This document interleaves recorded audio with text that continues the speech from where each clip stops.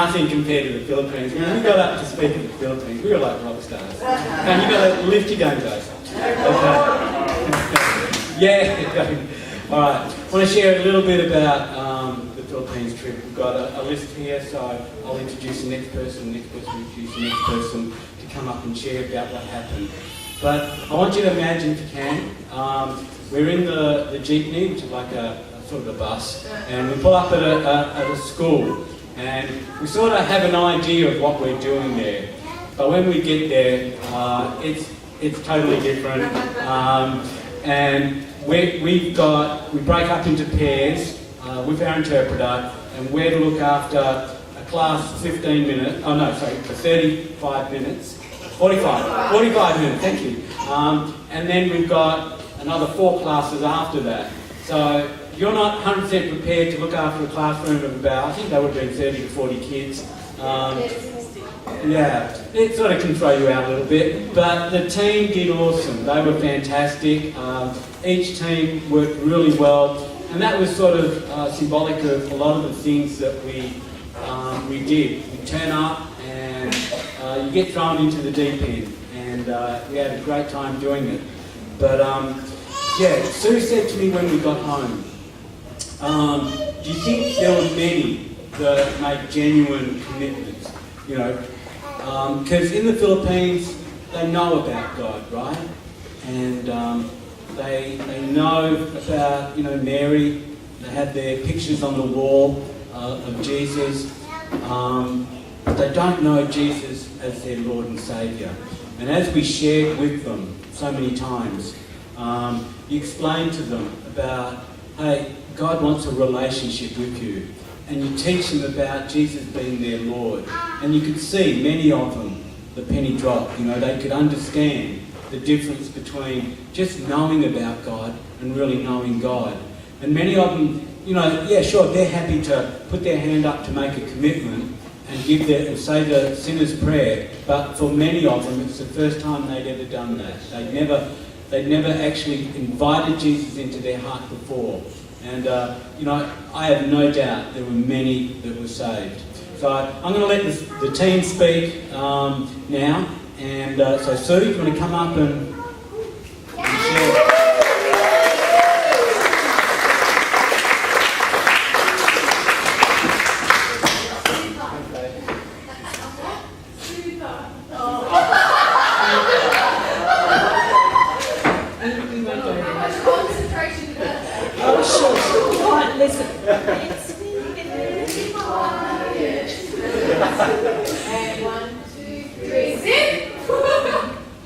It didn't work like it did there. We had, one day we had, nearly 400 children in a group that we were taking, and they had an amazing response. The translator would stand at the front, 1, 2, 3, zip. It worked. Yeah, no, it was great, and the kids were amazing. But this has been really quite life-changing for me. Sharing and ministering to the people while we were there, I really felt that my life had meaning, and it was something really worthwhile that I was doing. One of the many things that touched me was a lady called Luzminda. We went to her house to visit. She was actually a block leader, and they have probably 10, 15 in a block, and the houses are all together, and then they have a block leader and a vice president. And this lady was actually the block leader, which I didn't realise until much later. And as we were visiting house to house, she thought that we would pass her by, that she wasn't worthy enough for us to go in to visit her home. She thought that she was too poor for us to even want to walk into her house. That she had too little that we wouldn't even notice her. And she said that she was praying, that she didn't think she was worthy enough that we would want to go in. Anyway, this woman spoke excellent English, and I was really quite drawn to her as we shared our stories. And God showed me as I was sitting there that we were all equal in his eyes, equal and the same. And there are a group of children that, all the neighbouring children that would come in. It's not like us when I have my next door neighbours bouncing over the fence and I think, oh, blinking kids, I wish they'd stop looking over the fence. But the kids would all just gather and come in, and it wasn't a problem. You know, they had fun in teaching me the word for equal, and they had pleasure in correcting my awkward attempts. And equal and the same in Cebuano is Pareho Rata. And that really touched me because in God's eyes we're all equal. You know, there was no difference between us in our flash Western society and these poor guys who opened their homes and welcomed us in when they had absolutely nothing. They're such a beautiful people, and even though they're so poor, I was amazed at how welcoming and loving they were. And the difference between our lifestyles and theirs is just absolutely enormous. You just can't imagine. But during our delay back in Hong Kong, we went into the Cathay Pacific Lounge, and it was very luxurious. We had comfortable seats to sit on, all the food and drink that we could have asked for. And I commented to Con that how I'd like to be extremely wealthy, that I could fly first class everywhere and go into these lounges in all the different countries. And then as we were talking about it and I started to pray about it, I realised the inequality in what I was imagining for myself and where we had been and what we had been doing. The comparison, well, it wasn't a comparison, it was just at two ends of the scale. And I found myself feeling very inferior in this luxury. You know, these businesswomen with their fancy attire and leather shoes and designer luggage, and I felt quite out of place. No different to those where I had been that felt unworthy for me to enter into their home. And the more I prayed and the more I realised that I felt more worthwhile and worthy serving God where we had been than where we were sitting in there in the luxury of the lounge. I certainly didn't belong there, and I know which I would prefer. Josh.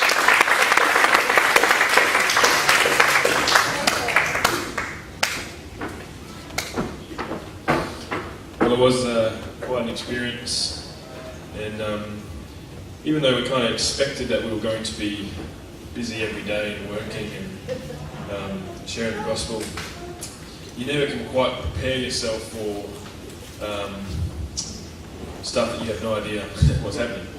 So we would get a plan, or we would get a brief explanation of what we're doing the next day. So you'd wake up with this idea of what we're about to do, and we'd rock up to this place and it would be completely not what we were originally told, and kept us on our toes. And I didn't really mind it that much. I mean, I'm all for spontaneous things, but probably about 3 or 4 days in, maybe 5 days in, you really have to look at yourself in the mirror and kind of check your attitude. And I probably didn't notice it myself probably till 5 or 6 days, and one little thing kind of just got under my skin. I didn't really make a big deal of it, but I kind of felt myself making a big deal of it, and I thought, hang on a sec, this shouldn't be bothering me, considering what we're actually here doing. And you really have to be on the ball, because if you're not if you're not on the ball, it can really drag you down, and it can be a really emotional time. So you actually have to be really strong, pretty much 24/7. I mean, you get less sleep than you normally would. Well, probably not me with my 2 crazy kids, but you get less sleep than you anticipate you're going to get. And the days are out walking in the sun, and it's not that hot over there. It's only like 28, 29 degrees, but it's the humidity that knocks you around. And one day we went to this little village off through a dirt road, banging over these big rocks and stuff. And this road that we're on, there was these massive coconut trees, and I saw this coconut fall, because we're in the jeepney, and especially at my height, the window's about stops there, so I don't have to look like that to look out of the thing. I just see this coconut fall on the ground, I get on my knees and have a look, and this guy just climbing up this coconut tree, knocking these coconuts off. Anyway, that was on the way to this village. We got to this village and there were a little basketball court, and I was kind of half in the shade, and when you're in the shade, you're not really sweating too much, and you're kind of relaxed. And I thought, oh yeah, I'll play some basketball with these guys that were begging me to play. And I probably only played for 10 minutes, and my shirt was dripping, and I felt like I probably played for about an hour, and I just had zero energy after that. And it was just, the humidity was just something I've never experienced before. And yet these guys that we were playing basketball with didn't have an ounce of sweat on them. Their skin was dry. I even walked up to some guy, like, put my thumb over his forehead, and I was like, my goodness, you are fit. I guess growing up in that temperature, they're just used to it. But we had a few crazy experiences. One of the memories I have is the very first night. So obviously, if you know the story, we arrived a day late because the flight we were on in Perth, left Perth an hour and a half late due to a baggage mix-up. So we left Perth an hour and a half late, got to Hong Kong. By the time we got to Hong Kong, we'd missed our flight to go to Manila, which then went to Cagayan after that. So we spent 24 hours in Hong Kong. So we got to Cagayan Euro late, and we pretty much, the first thing we do, we get picked up from the airport, and we went pretty much straight to, went straight to this crusade. And so we rocked up in the jeepney to this village with just kids and people everywhere. It's pitch black, and the band's going crazy. And the memory I have from that night is, after the crusade, we were praying for people, and some lady came and grabbed Pastor Tom, and Pastor Tom grabbed me. We went into this house, just maybe 20 metres down the dirt track, to pray for this lady's mum, who hadn't been able to walk or was real crook. So I remember just we laid hands on her and we prayed. It was pretty dark, just in this concrete shell. And the lady was saying that she was a believer, she was a Christian, and it was a Christian home. And so we prayed for this girl. I remember we prayed for her, and Pastor and I saw at the same time. As we stood up to walk out, there was a poster of a half-naked girl right on her wall. And I just thought, okay, the lady is just, asked us to pray for her mum, but yet she has that on her wall. So straight away I knew that we're going to be up against people with very clouded minds and very clouded judgments. And we saw that through the whole trip. We would walk into a house and see a picture of Jesus on the wall, a picture of Mary, and this little religious setup of a Bible, and then I would explain what it is to be a believer and a follower of Christ, and how it's not about religion. And this one lady, she had 2 kids, and it was the closest I've got to crying. I didn't cry on the trip. I didn't cry. But there was the closest point I got was in this home, and it was like a concrete shell, no bigger than that, tall ceiling, and just this bit of lino in the corner with just a box with some clothes in it, and that was it. The rest was just concrete. It was just this mum. She was about 22 years old, and she had 2 kids exactly the same age as my boys that were just sitting there. And the whole time I was just sharing, I just pictured my boys and just the blessing that they have and where they live, and compared to these boys that were just sitting on a concrete floor eating a handful of rice each. And this lady, she said that she couldn't she was a Catholic, but she couldn't do it anymore just because she couldn't get to church. She couldn't get to the city because it was too expensive, so she thought that God didn't want to know anymore. And that was the first house I went into. After I told her the story and just told her how easy God makes it for us to believe in Him, and how we don't have to do anything, it's all been done, it's just up to us to open the door, she just started crying. She was just bawling her eyes out, and I got the interpreter to ask her, was there anything specific that she was crying about? And she just said that she was crying because she was happy. Because she never realised that God's love and forgiveness and life was that easy to be a part of.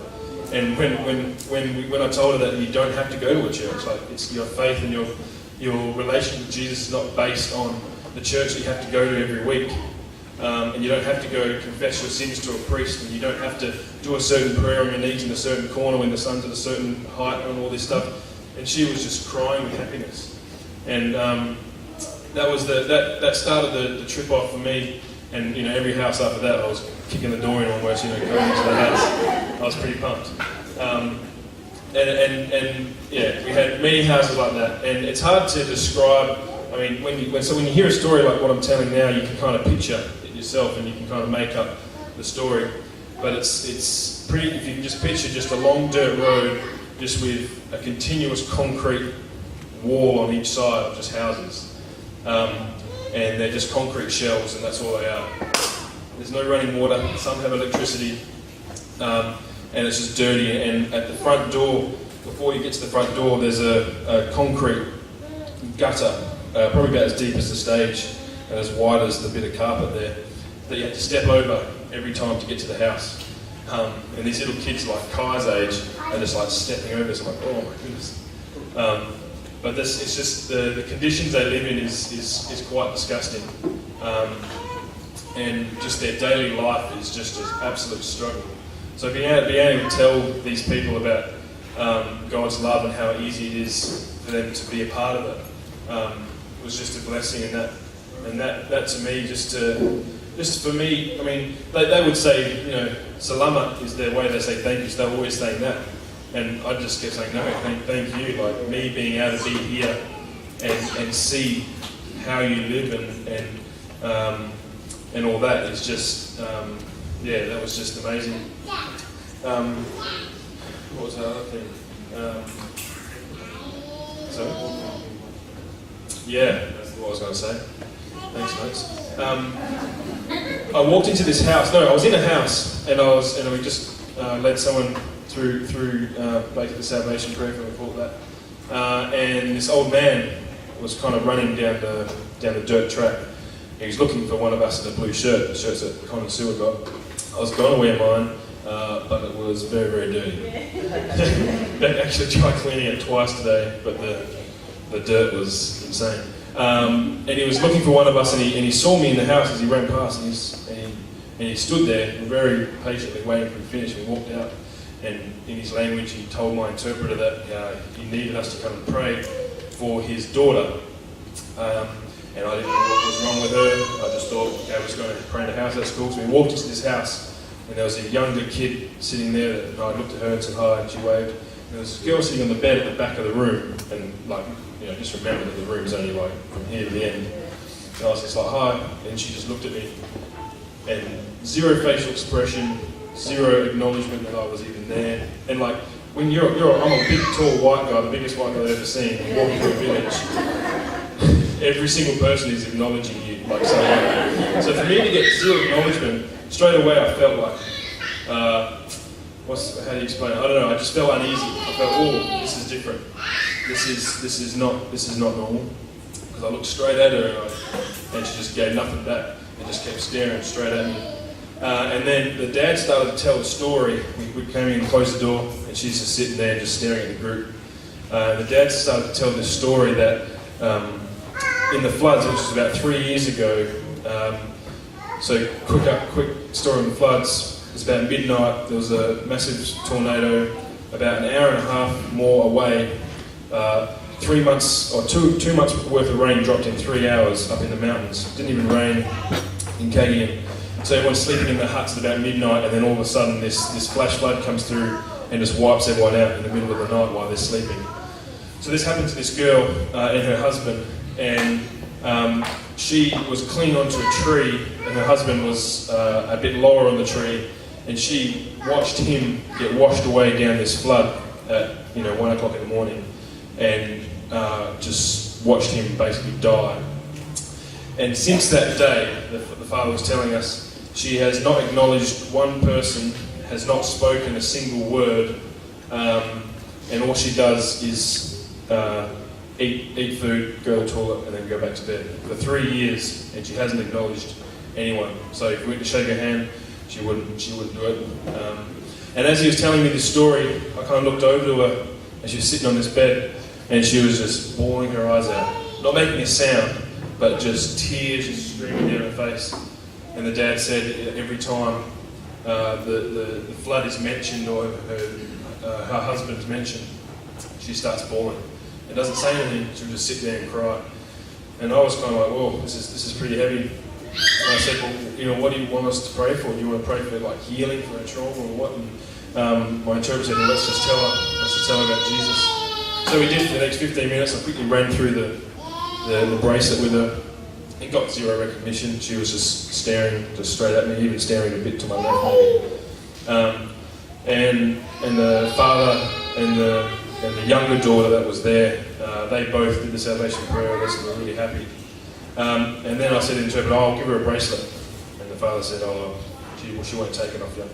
I said, oh, sure. So I got the bracelet, I walked up to her, and we were going to pray for her before that, and I was kind of ready, because it was all demonic, so I was prepared for, swinging or biting or something, so I prayed with my eyes open. Yeah. So as I laid hands on her, I was like, my jab was ready. And we laid hands on her and prayed for her, and then I pulled the bracelet out of my pocket. And what I'd done with everyone is I just had held the bracelet out like that and let them kind of put their wrist out so I could tie it on instead of me like trying to grab their wrist and stuff. So I just held it out and probably I just held it for 10 seconds and like, come on, just give me your hand and I'll put this bracelet on. And very slowly she kind of like lifted her wrist up. And the dad started crying. And I was kind of like, why was he crying? I was freaking out. And I tied the bracelet on. And then he started talking to the interpreter, obviously not me, not my language. And the interpreter seemed pretty happy. And as we walked out, I was like, okay, so what was he saying? He said that's the first time that she's ever moved like that for someone or acknowledged someone or even let someone touch her like that.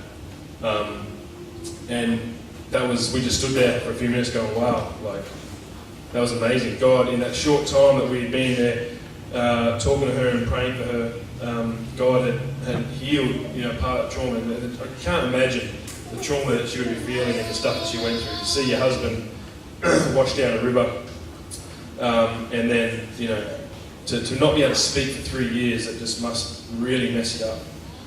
But what we saw there was incredible.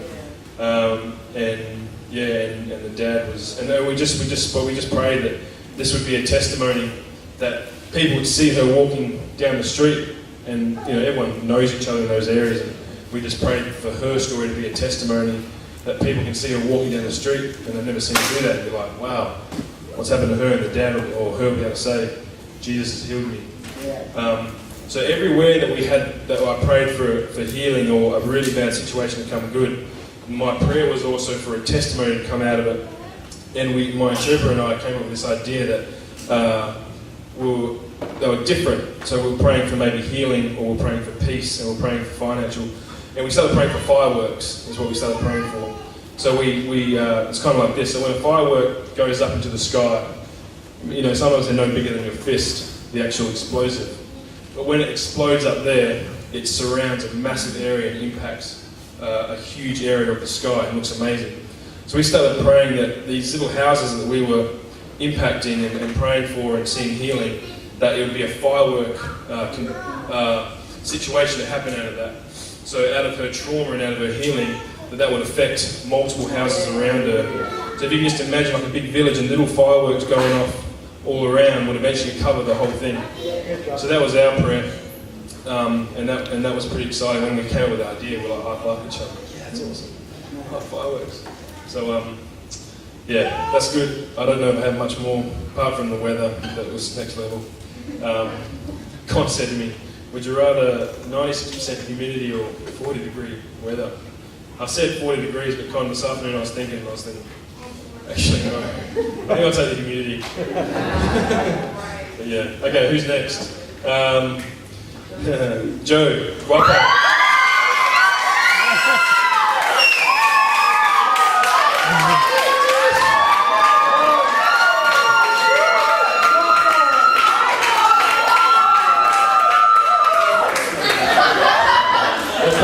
The first few days, Joe was very embarrassed when he got that reaction. Like he is now. We were walking through the middle of Cagandioro, and me and Joe went shopping with our interpreter and bodyguard. And almost every shop we walked past that had a girl under the age of 40. They were like, Justin Bieber, Justin Bieber. And he hated that, but yeah, we'll let him speak.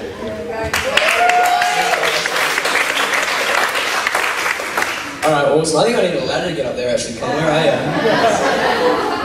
Yeah, we had so many good memories in the Philippines. It was amazing. Like, honestly, it was life-changing for me. I've come from Australia. That's what I told everyone. They was like, oh, Australia! It's like, yes, I've come from Australia. You're not... That was Mr. Hong Kong, yeah. That's another guy I'll tell you about. But, so they're really, really open to hear about where I come from and like what I've grown up doing. But I was also really like inquisitive about where they've come from and knowing their story. So when one of the things we went to house, like that's where we go from like different, you can call it a house, sort of like a concrete building with a roof. And I was just every house is just I'm from Australia. We come from Pastor Omer's church. Share the gospel, ask them to pray, ask them if they needed prayer. And then they'll be so open to accept Jesus into their heart. Once they've realised like the things that He's done for them and the things that He can do for them, they were just like so like openly accepting to the fact that Jesus came and they died for them, that He actually loved them. Because a lot of these people, you've got to understand, they haven't come from a dad and a mum and a brother and a sister. They've come from broken families, and some of us can relate to that, but a lot of us can't. But these people are just so open to like find out that Jesus actually loved them. Like He chose them individually, and that made them feel really good. So that was one of my highlights, just seeing looks on people's faces. When we talk to people, they were just smiling because they realised that Jesus had come for them. Yeah. But although we had a lot of like tough times with some people, like one of the people I spoke to is probably the most challenging for me personally. Was seeing this one dude whose face is all messed up. Like, I can't even describe it. Like, he had two eyes, that's about all I can say. His face was like drooping, he had cracks in his head, it was really disgusting. His arm was actually missing, it was cut off about here. So it was like actually like open flesh just there, and I asked him, what's going on with you, what happened? And he was telling me his story about how he was in the city one day and he was crossing the road. And the roads aren't like the roads here. You gotta understand that, like, the roads, if you think you have a chance to go, or you don't even know if you do, you just do it with your eyes closed and hope for the best. Like, I honestly don't know what the road count is over there, but it's got to be higher than ours. But it's like, and he was saying that a truck came speeding by and cleaned him up pretty much. He said he remembers waking up on the side of the road, what's my interpreter told me. He remembers waking up on the side of the road and realising that his arm had been crushed because he got hit on one side. Just like, his whole body had been crushed. So he went to the hospital, and they wouldn't accept him because he had no money. He was poor. He was considered like a lower class person. You don't really experience that either. So it was another culture shock for me, like the whole, like stereotypes of people. Like there's like the rich people with like nice cars and houses and that sort of stuff. And there's like the middle working class, and then there's like the poor people. And if you're poor, you can't go into the rich areas, and they wouldn't accept him. So he pretty much went home and patched himself up. He had to amputate his own arm because it was just, it was bleeding too much. He had a woman there who helped him, who he actually didn't know, but later on they became really good friends. And it was just awesome hearing his story about how he got help from someone. I was like, Jesus also does that. He comes in, he fixes us up. If we're broken, if we're hurt, if we're like crushed, any physically, emotionally, financially. For a lot of them, they don't have jobs either. There's just no money flow in their economy at all. So, I was just talking about that, and he was like, really, really open to it. And then, so we prayed for him, he accepted Jesus, and he said that after that, he'd been in pain for 3 years, and after that, always pain was coming. So that's awesome. I don't know, I've got lots of funny stories to tell. We had a Chinese dude who told us every single sentence was, he's from Hong Kong. Yeah. Mr. Hong Kong, we called him. His name was Edwin. He was a missionary pastor from Hong Kong. And every time he tells me, this is Hong Kong, we tell him that we actually took a photo because we were stuck in Hong Kong for the second time. And we took a photo of everyone frowning that we were in Hong Kong, and I sent it to him, and he was like, I definitely miss Hong Kong, I want to be there with you guys. But it was awesome. Like, he was just, it was great quality. Like, although we made fun of him a little bit, we teased his accent, but he was great. He was he added like an extra part of the group, and although like even every day gets sort of harder once you're getting like more and more tired. Like people know me, I need my sleep. But having him there and having like definitely interpreters there as well, it's a complete boost of energy. Like you get this supernatural energy that you don't have any other time. And he was great. Like the interpreters and him, like the whole team. Every day we look forward to seeing the interpreters. It like kept us going, and that's what I really loved about it, was becoming really close with these people that I've never seen before in my life. And hopefully I get to go back there and get to see them again and get to continue working their lives. So awesome. That was my story. So Nikita's up next.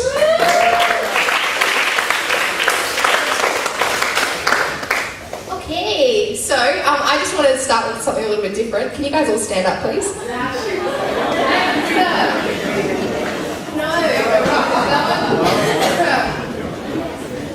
Alrighty, so how this goes is we all sing, making melodies in my heart, making melodies in my heart, making melodies in my heart to the King of Kings.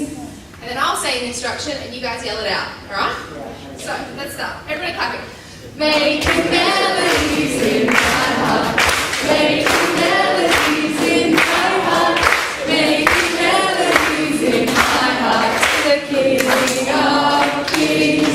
Thumbs in, elbows out, knees bent, feet apart, making melodies in my heart, making melodies in my heart, making melodies in my heart to the King of Kings. Thumbs in, elbows out, knees bent, feet apart, head bent, tongue out, making melodies in my heart, making melodies in my heart, making melodies in my heart to the King of Kings.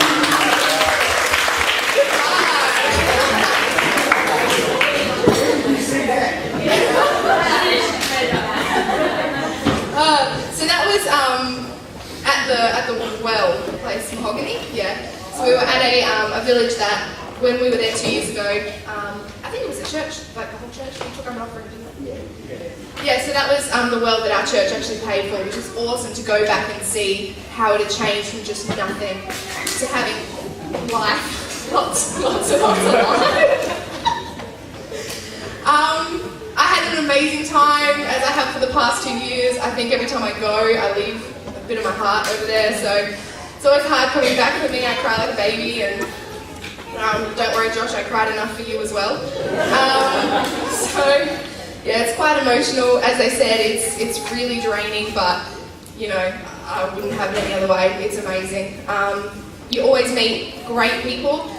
I think the biggest thing for me this year was having an interpreter that was same age as me, and they, you know, we get to a crusade and they're like, Nikita, you're sharing tonight, and you kind of get up and tell them about your life and how you ended up where you ended up and all this other stuff. But like, once you've been there for a few days and you start to get to know your interpreter, you just realise that you have it so sweet.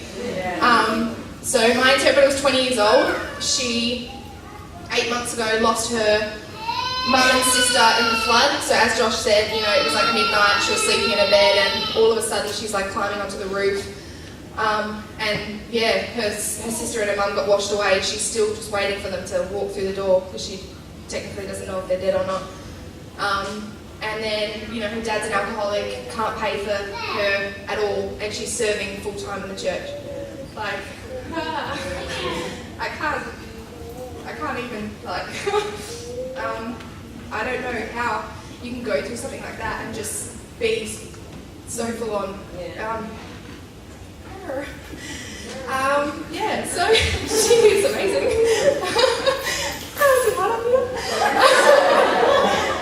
Yeah, so it's just meeting people like that just daily humble you and just make you realise, even if your life hasn't been smooth sailing, you know, you still got it pretty good. And then another family that really touched my heart was I met this one lady, and she had a husband, and she was pretty old, and he was older than me.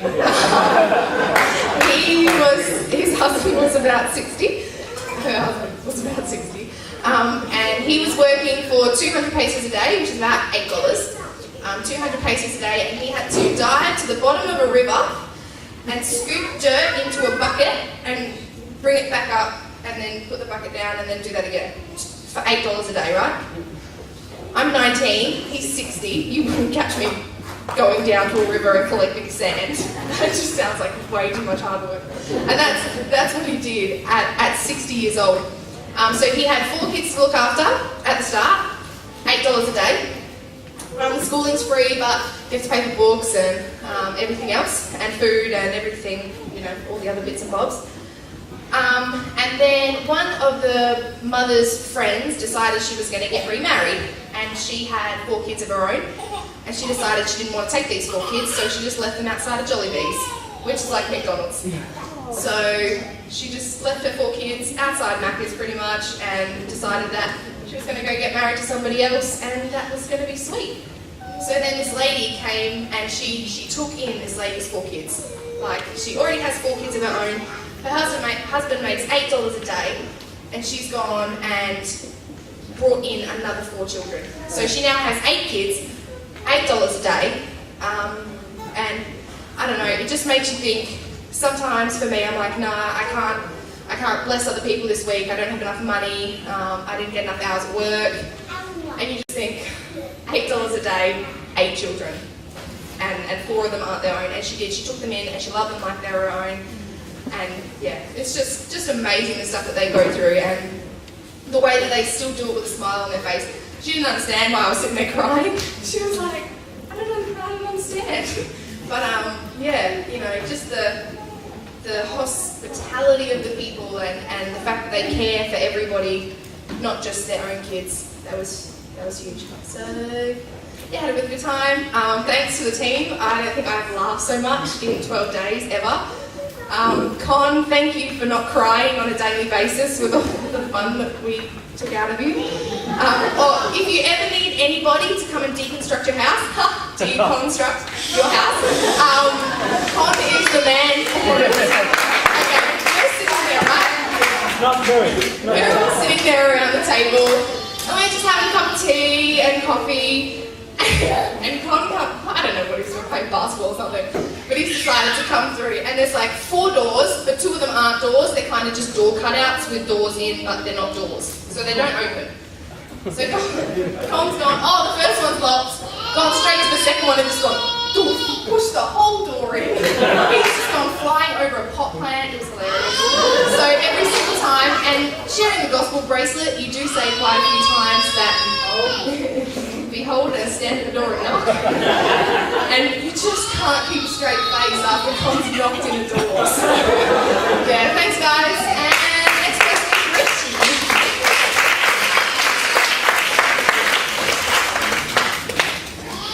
So I'm just going to shout out what spoke to me the most. I think every time you go over there, like every time I've been over there, there's something different each time. Everything's different, not just what you do with the team, but something different happens in yourself. You find who you are, things happen. God, like the song we sang today, Open the Eyes of My Heart, He really does open the eyes of your heart. Not only does He work through the people over there that you go in and see, but He works through you as well.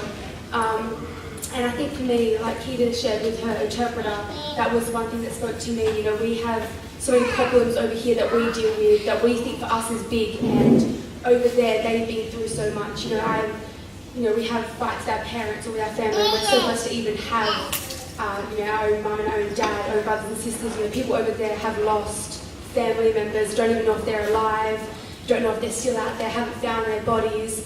And I think just hearing Yanni speak about when she lost all her family, like if she didn't share her testimony that night, we wouldn't have known, because of how confident she got up every single day, going out, interpreting, always had a smile on her face. We get grumpy and we walk in, everyone knows we have an issue, but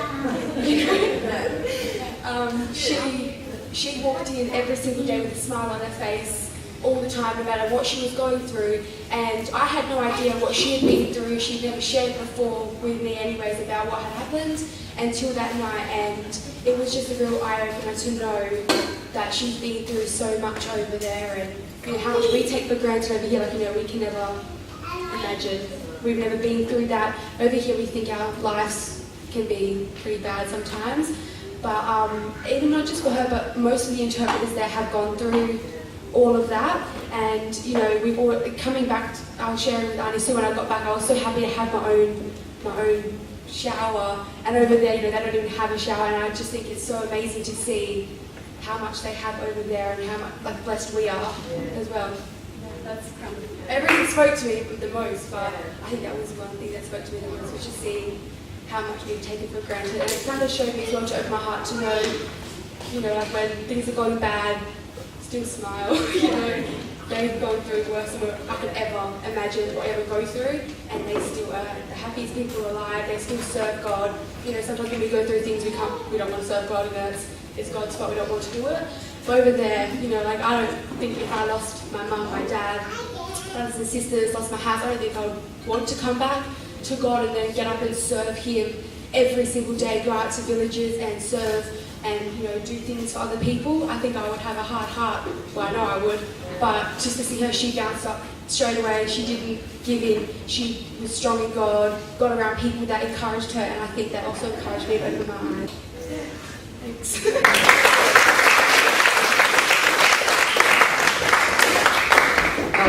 Well, I pretty much can say what they said and then go and leave it at that. Don't blame. Yeah, just everything was different this time. This was the first, like Rach said, even though we've been like before 3 or 4 times, everything was different. The places we went, you think you're going to go to the same place, you think you're going to do the same thing, but everybody's different and everything's different. We walked in and like, because everyone looks so young, they all look really young over there. So we're like, oh gosh, we've got like 14-year-old interpreters. How does that work? But then it turns out they're like 20 and 25 and stuff like that. And you're like, oh, okay. And yeah, like Rach said, their life is so much harder than yours. And if you feel like this big all of a sudden, you feel like, what have I got to share? You go to somewhere and as soon as you get there, it's like you think you're doing something and then everyone starts talking. You're standing there going, like, what are we doing? And they are going, they're just talking about it in their own language, and then all of a sudden it's like, okay, we're doing this, oh no, plan B. We're doing something else. So then you go, okay, and you don't know you can't even prepare. You can't prepare a message, you can't prepare anything to say, you don't know where you're going. They're saying, okay, we're just going to go into this building and we're going to do a big group meeting. So me and Josh, we were like sort of on the same team for this one, going into an evacuation centre. And, you know, like we're all supposed to go in to this one big building and talk to 5 families or something. Well, all of a sudden it was like, we're just sitting there going, are we going to go anywhere? What are we doing? And they're like, oh, plan B, we're going house to house. So then we're going to different people's houses and, you know, telling the message to all these different people. And you just sit there, like, you have nothing to say, you don't even know what to say, you're just praying inside yourself going, oh God, help me, I don't even know what to say, I've got nothing. Like they're sitting there in a building that's like, it's a big building like this, it's just partitioned off with wooden walls and dirt and filth, it's absolutely filthy. And they're just sitting on the floor with nothing, no bed, and there's like eight children and 1 adult. She's a single parent, she's got 8 kids, and she's just sitting there on the floor with her kids all sitting around her. No food, no bed, they all sleep on one little piece of like cane, like a roll-out mat thing, that they all sleep on there together. And you're sitting there feeling this big, going like, what am I going to say? What have I got to say to encourage her? How can I like stand there like a hypocrite or whatever? You just feel stupid. You feel like, how can you say, oh, it's going to be okay? You know, I'm going to go back to Perth and I've got everything. So really all you can do is just share whatever God, like whatever is on your heart or whatever has happened to you, and just pray that something's going to come out. And it does. Somehow, I don't know why, but your interpreters like know way more than you anyway. So whatever you're saying, it's almost like, I don't even know if they really interpret what you say, you know, or if they're just like saying, you know, yeah, don't worry about that.